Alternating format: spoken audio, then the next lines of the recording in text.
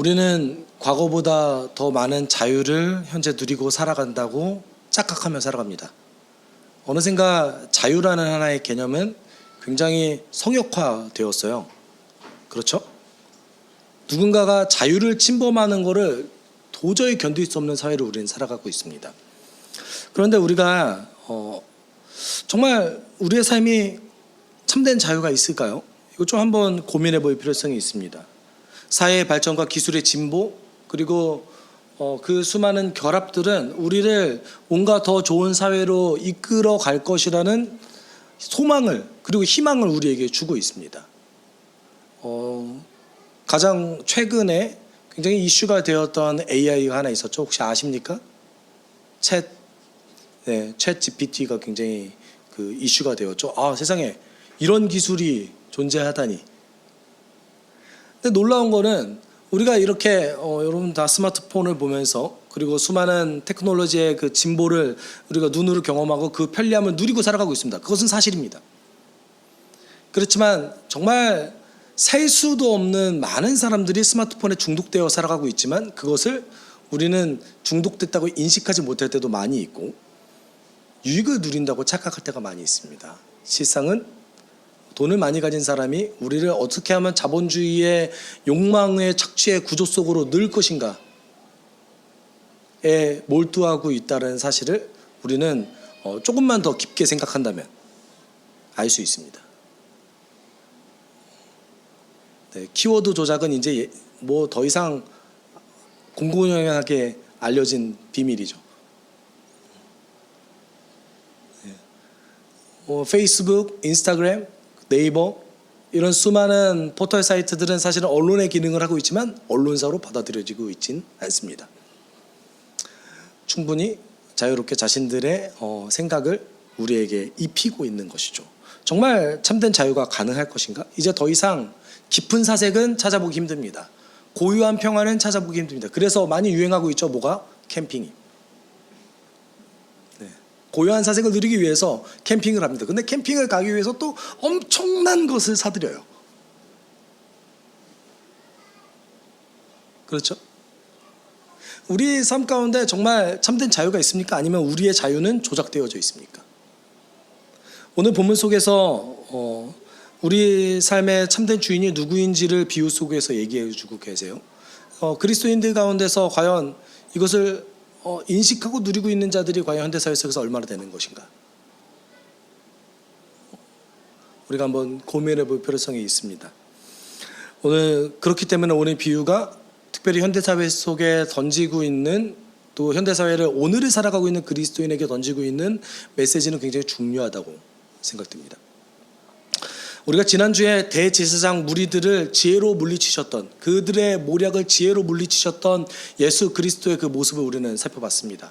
그리고 그들이 보는 앞에서, 무리들과 대제사장, 그리고 율법학자들, 장로들이 모두 보는 앞에서, 유대 최대 지도자들이 보는 앞에서 예수께서는 오늘 비유를 하십니다. 사실 그 누가복음은 굉장히 지금 이 순간은 엄청나게 긴장된 순간을 그리고 있어요. 예수를 직접 죽이기 위해서, 어떤 구실을 찾기 위해서 찾아왔던 사람들 앞에서 예수께서 그들과 대적해서서 계속해서 문답을 주고받고 계시고, 그리고 그들에게 비유를 말씀하신다는 것이죠. 이것이 얼마나 그 긴장된 상황이겠습니까? 근데 우리는 글로써 이것을 접하기 때문에 이게 긴장된지 잘 모르고 있는 거죠. 그런가 보다 하고 받아들일 때가 많은 거예요. 9절에 비유를 이렇게 시작하세요. 예수께서 백성에게 이 비유를 말씀하셨다.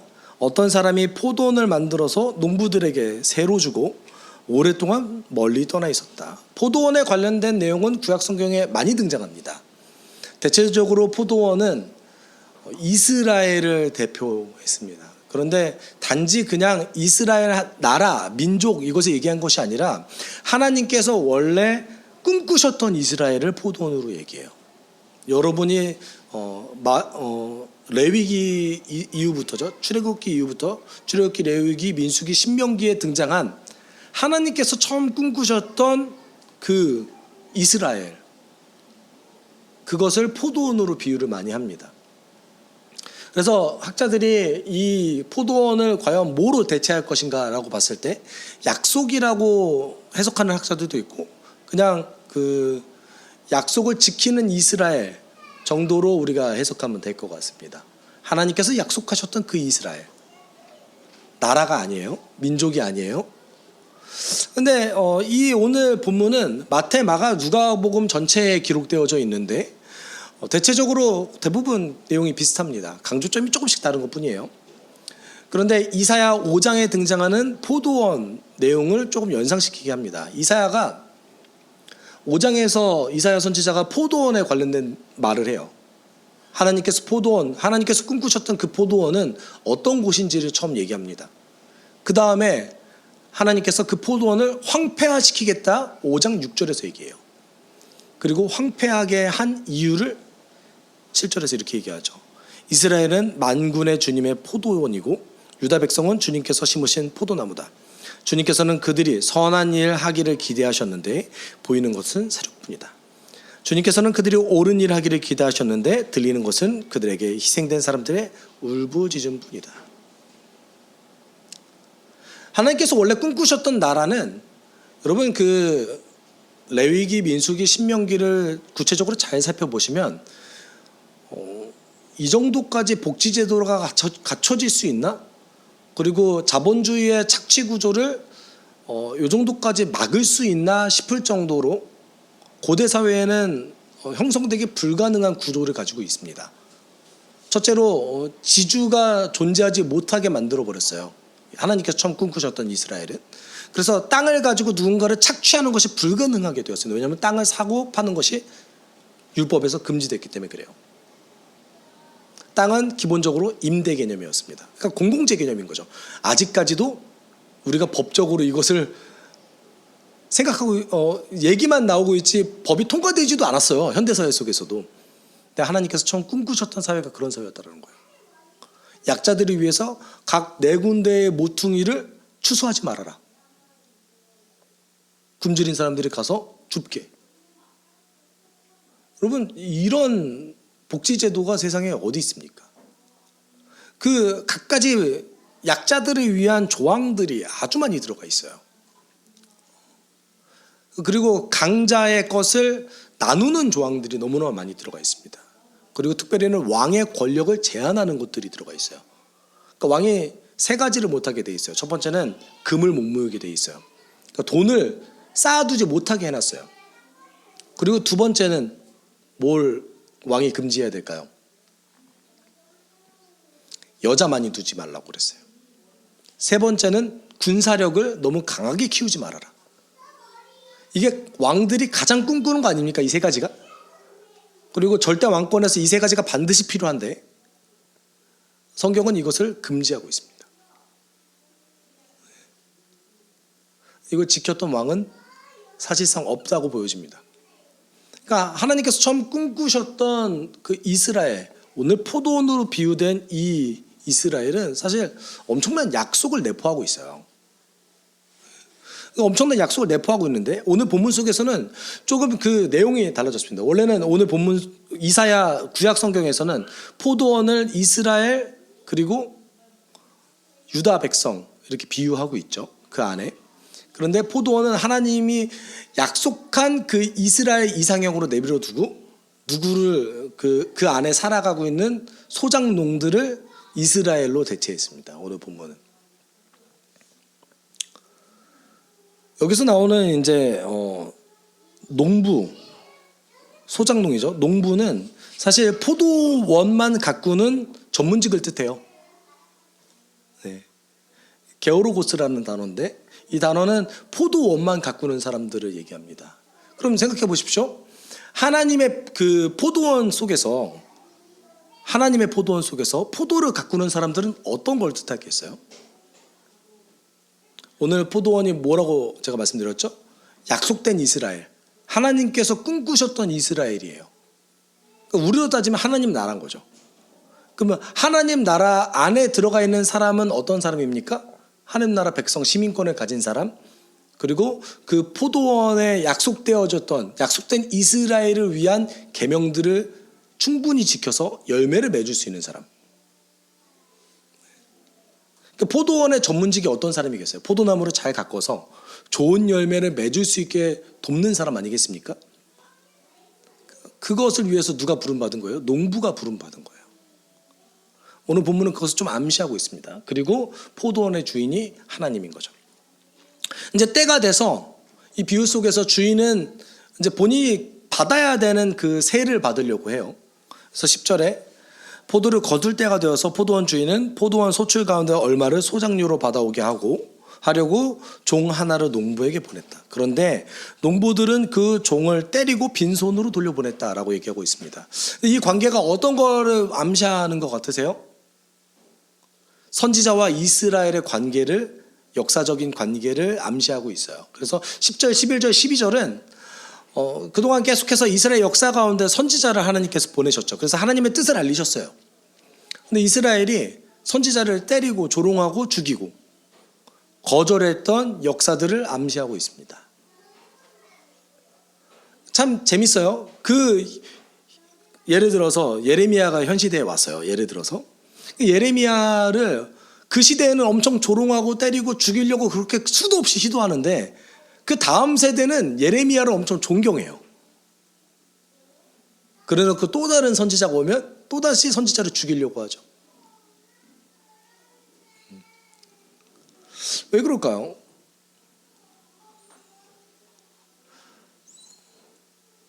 그것이 사실은 인간의 속성입니다. 여러분, 예레미야는 이스라엘에서 가장 존경받는 선지자였어요. 그래서 이스라엘의 멸망, 남유다의 멸망을 얘기했습니다. 대략 한 40년 가까이. 그런데 이스라엘 백성도 조금 마음은 이해가 돼요. 여러분 대한민국이 망할 거라고 얘기하는 사람 얘기 들으면 기분 좋습니까? 만약에 대한민국은 일본한테 공격당해서 망할 거예요 라고 누군가가 이렇게 외치고 다녔다고 생각해 보세요. 몇십 년 동안. 여러분 어떻게 생각할 것 같아요? 대한민국 사회에서 그 사람이 제대로 살아남을 수 있겠습니까? 예레미야가 사실은 그런 얘기를 했던 거예요. 그러니까 납득은 좀 되고 이해는 돼요. 근데 예레미야 인생 가운데 그렇기 때문에 위기가 굉장히 많았어요. 왜냐하면 매국노로 찍혔거든요. 그리고 맨날 항복하라고 얘기하니까 우리가 그래도 그나마 살려면 바벨로니아에게 항복해야 됩니다 이렇게 얘기하고 다녔어요. 아수르랑 바벨론은 좀 달랐는데 아수르는 종교를 제대로 인정하지 않았습니다. 그래서 그 민족의 정체성을 섞어버렸어요. 그래서 북이스라엘이 아수르에 멸망당했을 때 아수르는 그 북이스라엘의 민족 자체를 와해시켜 버렸습니다. 그런데 바벨론은 좀 달랐어요. 바벨론은 그 민족의 정체성을 지킬 수 있게 도와줬고 그리고 종교적 색채를 가질 수 있도록 지켜줬습니다. 그러니까 이사야가 멸망당하기 직전에 그 하나님의 뜻을 구했던 시드기야에게 뭐라고 조언하냐면 항복하십시오라고 조언해요. 그래야 당신이 삽니다. 이 말을 들었을까요? 안 들었을까요? 안 들었습니다. 안 들었어요. 예레미야 그 중에 이제 대표적인 사건 중에 하나가 뭐냐면 예레미야가 겪었던 고통 중에 하나가 이겁니다. 예레미야 37장 15절에 고관들은 예레미야에게 화를 내며 그를 때린 다음에 서기관 요나단의 관저에 있는 구치소에 예레미야를 감금시켰다. 그때에는 그 집이 감옥으로 사용되었기 때문이다. 예레미야를 때리고 모욕하고 조롱한 다음에 감옥에 가둬버렸습니다. 그리고 결국은 죽이려고 했죠.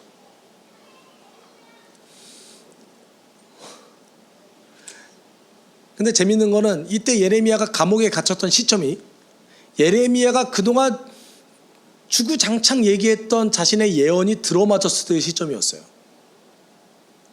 우리나라 멸망할 거예요. 바벨론이 쳐들어와서 우리를 포위하고 우리를 공격할 거예요. 이렇게 수도 없이 얘기했는데 그동안 안 듣다가 이제 그 일이 이루어졌어요. 그랬더니 야 제가 저 말하니까 그 말이 이루어졌잖아 하면서 예레미야를 때리고 조롱하고 감옥에 가둬버린 거예요. 그래놓고 필요할 때는 또 하나님의 뜻을 구하기 위해서 시드기야 왕이 예레미야를 불러서 얘기하고 또 말은 또 안 들어요. 하나님의 뜻은 구했으면서. 그러니까 백성들과 왕이 원했던 것이 무엇이었겠어요? 좋은 말 듣기 원했던 거죠.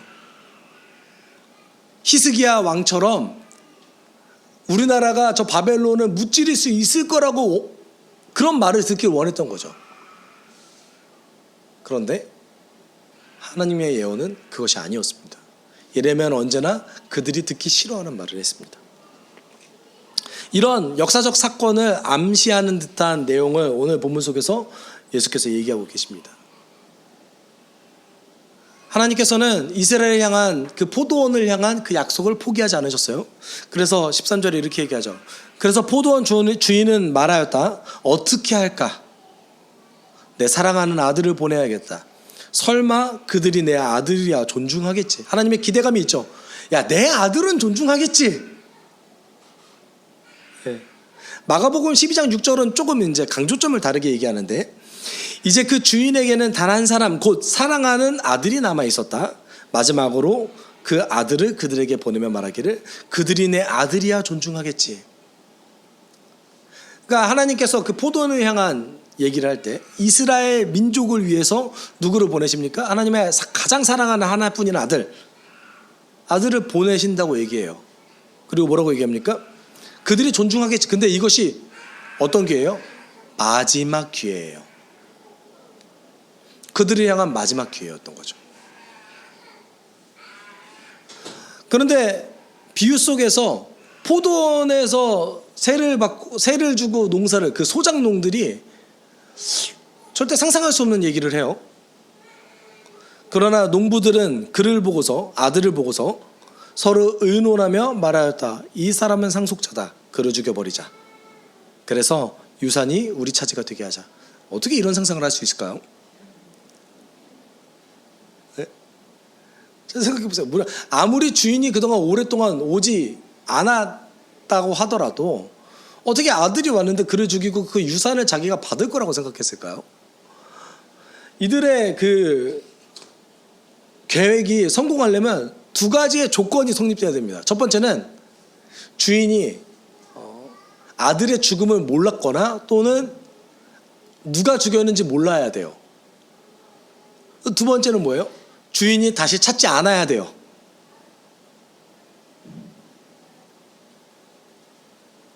그 마이크 타이슨이 그런 얘기를 했죠. 누구나 계획은 있다. 언제까지? 제가 그 다음에 좀 비속어라서 말을 안 할게요. 누구나 다 계획은 있다. 언제까지?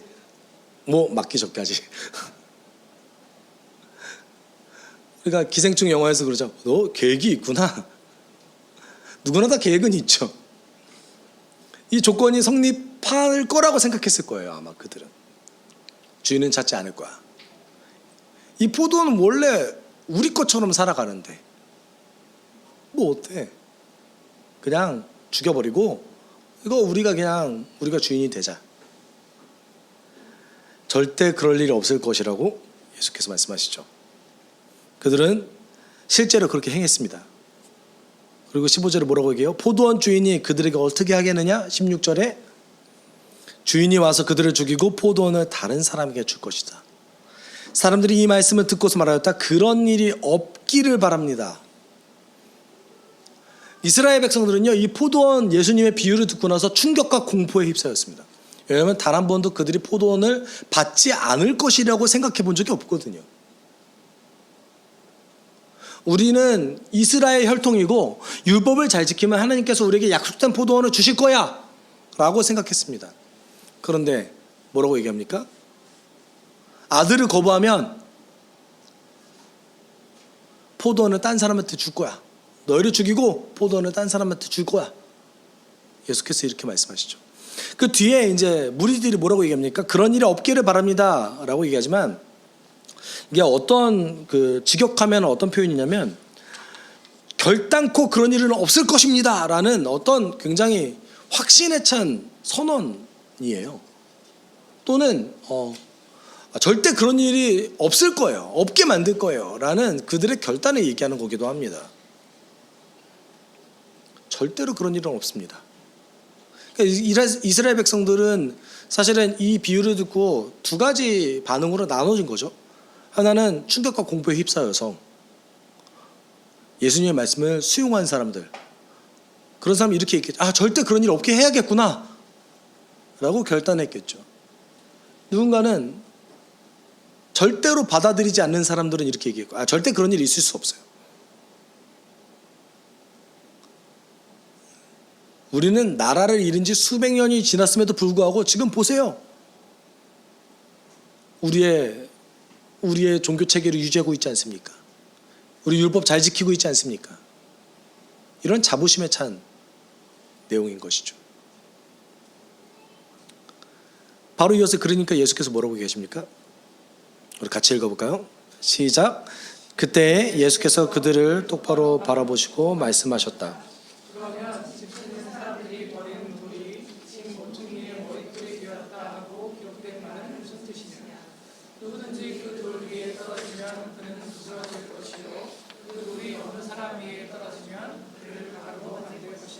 아멘.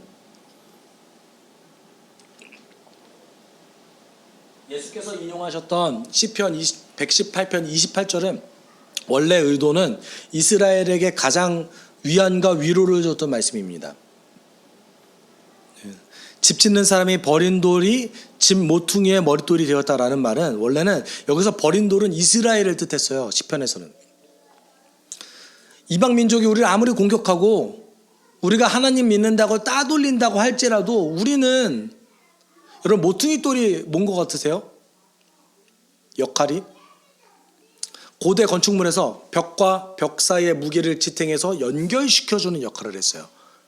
어디 따지면 굉장히 기둥 같은 거죠.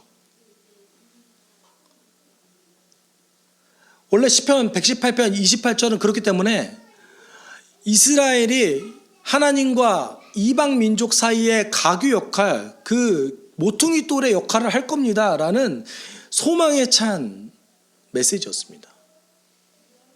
근데 예수께서 이것을 바꾸셔서 어떻게 얘기하신 거예요? 모퉁이 돌이 누가 됐어요? 예수께서 되셨죠. 그리고 오히려 그들에게 소망을 줬던 이 말씀이 어떤 역할을 하게 됩니까? 절망감을 줄 수 있게끔, 예수를 믿지 않는 자들에게는 절망이 빠질 수밖에 없는 말씀으로 변화되었습니다. 이런 아이러니가 있는 것이죠. 그 뒤에 그러면서 예수께서 뭐라고 해요? 돌, 예수죠. 예수께서 권위가 있으시고 하나님의 아들이라는 것을 강조하면서 그 돌에 부딪히는 자는 다 망할 것이다. 다른 얘기를 하면 그 돌을 거절하는 자들은 다 망할 거다, 이렇게 얘기하시는 거예요. 오늘 본문 속에서 분명하게 뭘 강조하고 있습니까? 하나님이 주인이다, 보도원에. 그리고 그 주인이 주인의 권리를 행사하기 위해서 누구를 보냈다? 아들 예수를 보냈다. 선택지는 두 개밖에 없다. 그를 인정하거나 인정하지 않거나. 이게 라스트 찬스다 라는 것이죠. 이 말을 듣고 바로 앞에서 그 말을 듣고 있었던, 예수를 죽이려고 모의했던 대제사장의 무리들은 어떤 생각을 했을까요? 19절에 이렇게 얘기하고 있죠. 율법 학자들과 대제사장들은 예수가 자기네들을 겨냥해서 이 비유를 말씀하신 줄 알았다.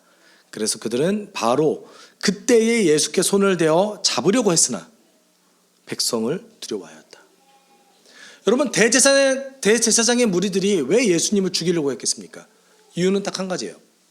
예수가 불러오는 그 백성들의 동요가 너무 두려웠던 거예요.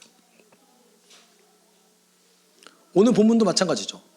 자, 생각해 보세요. 예수님은 이때 이 무리들 앞에서 세례자 요한의 후계자임을 확실하게 인정받은 상황이었습니다.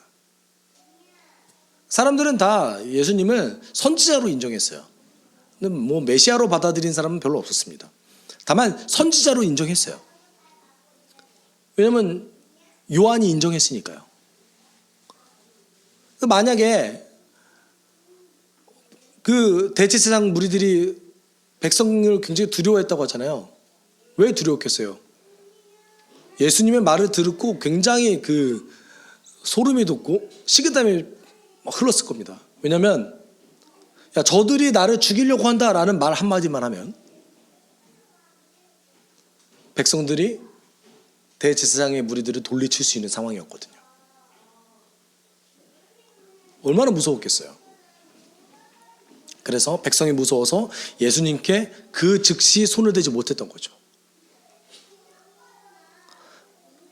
근데 예수님께서 그들에게 왜 굳이 이 비유를 하셨을까요? 기억해야 될 필요성이 있는 거죠. 어떤 걸요? 예수님도 마지막 기회를 주신 거죠. 너희들은 농부들인데 내가 마지막 기회를 줄게. 이 포도원 주인 되신 하나님께서는 너희에게 지금 기회를 주고 있어. 그렇지만 그들은 거절했죠. 여러분, 여기에 과연 대제사장의 무리들만 속했을까요? 예수님의 경고에는 아니요, 그렇지 않습니다. 이스라엘 역사에서요, 대부분의 사람들이 선지자를 거절했어요. 그리고 실제로 선지자적 메시지는 사람들의 폐부를 찔러서 듣기 싫은 말이에요. 좀 듣기 싫어요. 왜냐하면 선지자적이라는 것이 어떤 뜻입니까? 지금 현재 흘러가는 그 상황이 하나님 보시기에 악하기 때문에 하나님께서 그 방향을 수정하기 위해서 선지자를 보내신 거거든요. 여러분, 요새는 더 싫어하죠, 그런 말을. 왜냐면 그런 말을 할 때마다 이제 다 누구나 꼰대가 되니까요. 더 조심스러운 시대가 됐습니다. 오늘 본문 속에서 농부는 이 포도원이 자기 거라고 생각했어요. 자신의 인생도 자기 거라고 생각하고. 그러나 결론은 어떻게 됐죠? 주인이 하나님이라는 것을 드러냈습니다. 여러분 어떻습니까? 비유 속의 농부와 우리는 사실 무엇이 다른가요? 여러분, 그리스도인의 현대 그리스도인의 그 모습과 선지자를 거절했던, 그리고 아들조차 거절했던 농부의 모습이 혹시 많이 다르다고 생각하십니까? 아니면 어쩌면 또 우리도 하나님이 주신 인생이 자기 거라고 생각하면서 살아가고 있지 않습니까? 세상에서 주는 많은 쇠뇌에 길들여져서 있음에도 불구하고 내가 내 인생을 주도적으로 살고 있다고 착각하고 있지는 않나요, 혹시? 제가 요새 유심히 보는 측면이 하나 있는데, 저는 과거 이제 청소년을 지도할 때 그 친구들에게 굉장히 열심히 살라고 강조를 많이 했던 것 같아요. 그리고 자기도 열심히 못 살면서 그래서 그래도 이왕이면 꿈을 꾸고 열심히 살라라고 이제 조언했던 것 같습니다. 근데 요새 제가 유심히 현대사회를 살펴보니까 높은 전문직이 될수록 예수를 믿기가 더 어려운 시대를 살아가고 있어요. 왜냐면 시간이 없거든요. 정말 엄청난 각오와 결단이 있으면 전문직으로 살아가면서 예수를 온전히 따라갈 수 있습니다. 그 각오를 그때는 안 알려줬던 것 같아요. 여러분, 로마서 3장 4절에서 사도 바울은 사람에 대한 아주 놀라운 통찰력을 하나 보여줍니다. 같이 읽어볼까요? 시작. 사람은 다 거짓말쟁이지만 하나님은 천대십니까?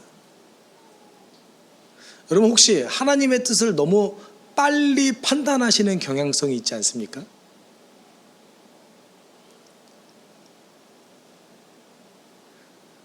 어떻게 우리가 그렇게 빨리 판단할 수 있죠? 우리에게 좋은 현상이 있다고 하더라도 그것이 정말 하나님의 뜻인지는 보장할 수 없습니다. 왜냐하면 사람은 다 거짓말쟁이이기 때문에 그렇죠.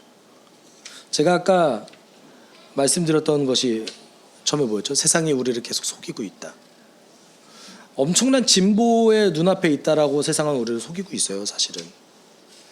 근데 여러분, 얼마 전에 그 리포터가 등장했는데 그 기사 보신 분도 계실 겁니다. 페이스북이 어떤 자체 레포트를 묵살했죠?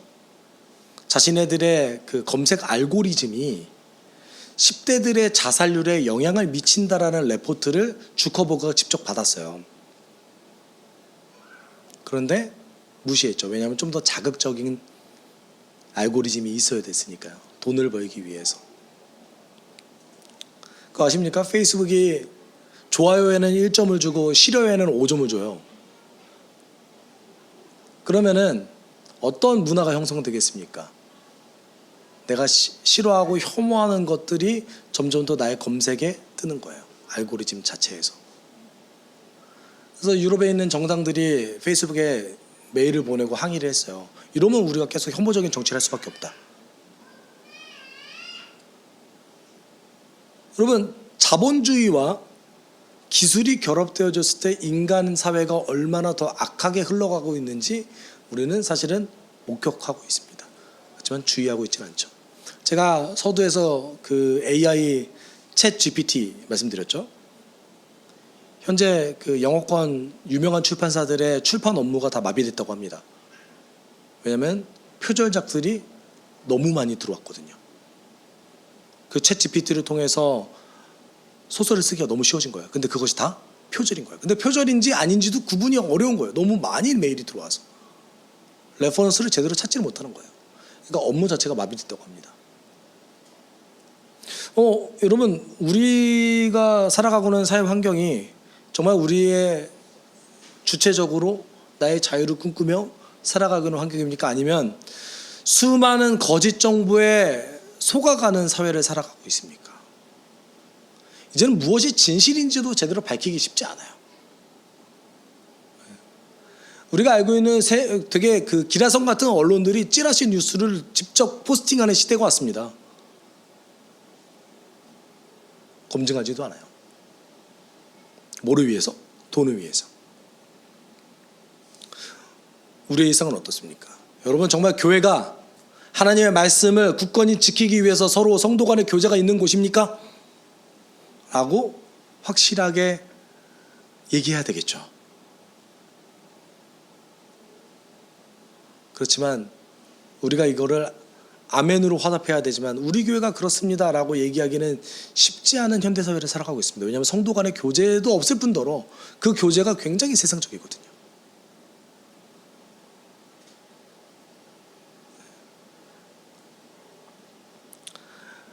그렇지만 하나님 우리를 그렇게 부르시지 않으셨습니다. 여러분, 그 세상이 주는 속임수에 속지 마십시오. 하나님 우리를 그렇게 부르시지 않으셨어요. 어쩔 수 없어. 난 안 돼. 세상이 이러니까 뭐 어느 정도는 이렇게 살아야 되지 않겠어 라는 그 속임수에 속지 마십시오. 우리 인생의 주인은 누굽니까? 하나님이십니다. 우리의 인생의 주인이 하나님이라는 것을 우리에게 알려주시고 그렇게 살아가게 하기 위해서 누구를 보내셨습니까? 그의 가장 사랑하는 아들을 우리에게 보내셔서 기회를 주셨습니다. 속지 마십시오. 갈라디아서 5장 24절에 바울이 이렇게 얘기하고 있습니다. 그리스도 예수께 속한 사람은 정욕과 욕망과 함께 자기 육체를 십자가에 못 박았습니다. 여러분, 어렵지 않아요? 내 욕망을 그리고 내 육체를 십자가에 못 박는다는 게 도대체 무슨 말이지? 세상의 속임술, 죄의 뿌리들을 거절하기로 무시하기로 결단하는 것을 뜻합니다. 왜냐하면 이 선언에 이거 과거형이거든요. 이미 그렇게 되었습니다 라고 선언하고 있거든요. 우린 이미 그런 상태이기 때문에 내가 이제 무시하기로 결단합니다. 영향받지 않겠습니다 라고 결단하는 것을 뜻합니다. 여러분, 속지 마십시오. 앞으로 평생 여러분은 그 속임수를 계속 직접 눈으로 보시면서 검색하시면서 살아갈 겁니다. 근데 오늘 비유는 분명하게 무엇을 얘기하고 있습니다. 무엇을 얘기하고 있나요? 이 땅의 주인은 하나님이시다. 그 주인 되신 하나님을 따라가게 하기 위해서 하나님께서 우리에게 라스트 찬스를 주셨는데 그것이 누구다? 예수 그리스도다.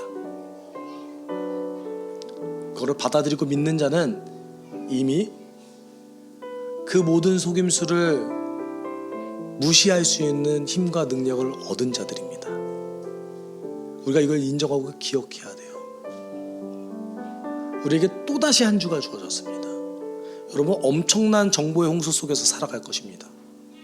그때 우리를 지금 이 순간도 하나님을 못 섬기게 만드는 수많은 것들을 무시하십시오. 죄의 속삭임을 무시하십시오. 그랬을 때 우리 가운데 풍성한 삶이 있을 줄 믿습니다. 여러분 함께 기도합시다. 하나님, 나에게 무시할 수 있는 용기와 힘을 주십시오. 나에게 그 속임수가 이거는 날 속이는 거야, 누군가 나의 삶을 조작하고 있어, 우리의 삶의 주인은 하나님이야 라고 결단할 수 있는 힘과 능력 나에게 주십시오. 우리가 이렇게 함께 기도하도록 하겠습니다.